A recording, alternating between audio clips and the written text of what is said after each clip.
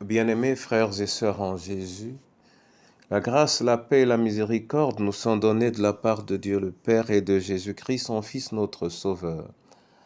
Amen. Pour notre méditation de ce jour, nous allons lire dans le livre du prophète Jérémie, au chapitre 7, les versets 23 et 24.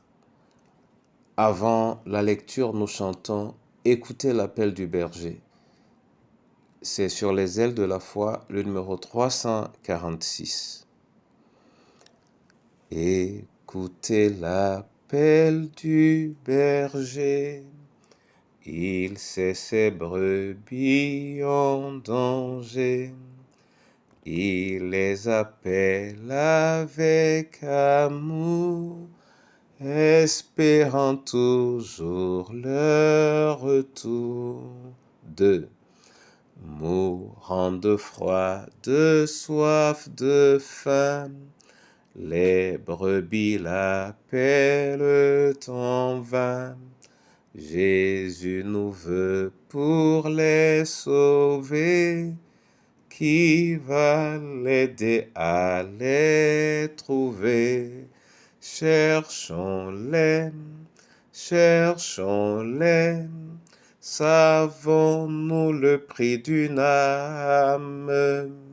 Cherchons-les, cherchons-les. Le bon berger les réclame. Seigneur, nous entendons ta voix, mais parfois nous nous demandons, avons-nous nous-mêmes été retrouvés? Cherchons-les, nous voulons nous retrouver nous-mêmes. Par le biais de ta parole, Seigneur, aide-nous à nous retrouver pour toi, au nom de Jésus-Christ de Nazareth. Amen. Jérémie 7, 23 et 24. Là, il est écrit, je lis dans la version Tob. Je ne leur ai demandé que ceci. Écoutez ma voix, et je deviendrai Dieu pour vous. Et vous, vous deviendrez un peuple pour moi. Suivez bien la route que je vous trace, et vous serez heureux. Mais ils n'ont pas écouté, mais ils n'ont pas tendu l'oreille, ils ont agi à leur guise, dans leur entêtement exécrable.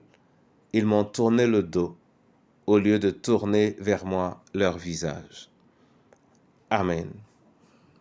Bien-aimés frères et sœurs en Jésus, voilà l'état du cœur de notre Seigneur pour un peuple qui s'éloigne de manière déterminée de lui.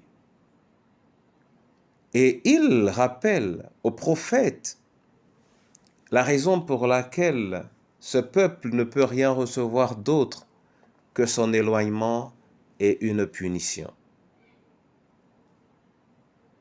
Mon frère et ma sœur, je n'aimerais pas être à cette place, toi non plus, je le pense.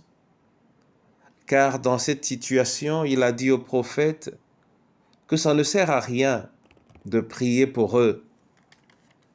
Et s'il disait la même chose, que ça ne sert à rien de prier pour moi, de prier pour toi, alors ce moment serait inutile. Écoutons donc ce qu'il nous dit.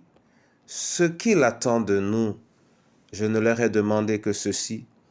Écoutez ma voix et je deviendrai Dieu pour vous, et vous deviendrez un peuple pour moi. Suivez bien la route que je vous trace, et vous serez heureux. La voix du Seigneur est dans sa parole.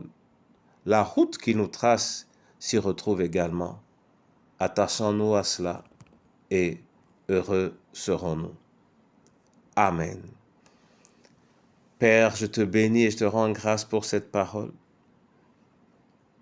Au vu de la simplicité de tes attentes pour nous, qui ne sont à proprement parler ni dans la dîme ni dans les sacrifices, mais dans l'obéissance. l'obéissance à ta parole, l'obéissance à ta voix. Seigneur, à tes pieds nous nous prosternons. Fais de ce jour pour nous un jour où nous aurons de la joie à obéir à tes recommandations, à obéir à ta voix, à obéir à ta loi. De ce jour, Seigneur, marque ta croix sur nos fronts, sur nos lèvres et dans nos cœurs, au nom de Jésus-Christ. Entre tes mains, pour cette œuvre, je remets l'orphelin, la veuve et le veuf. Entre tes mains, je remets les cœurs des membres de ma famille. Entre tes mains, Seigneur, les cœurs de ton peuple. Oui, les cœurs de ton peuple pour ton Église. Car elle n'a été fondée que dans le but d'obéir à cette parole qui nous invite à écouter ta voix, afin que tu sois notre Dieu et que tu le demeures. Donne-nous cette faveur en ce jour, où que nous nous trouvions. Fais à ton peuple cette faveur, et que ton nom soit béni, au nom du Père, du Fils et du Saint-Esprit. Amen. Que le Seigneur lui-même ouvre les écluses des cieux sur vous et vous accompagne dans l'obéissance à sa voix, au nom du Père, du Fils et du Saint-Esprit. Amen.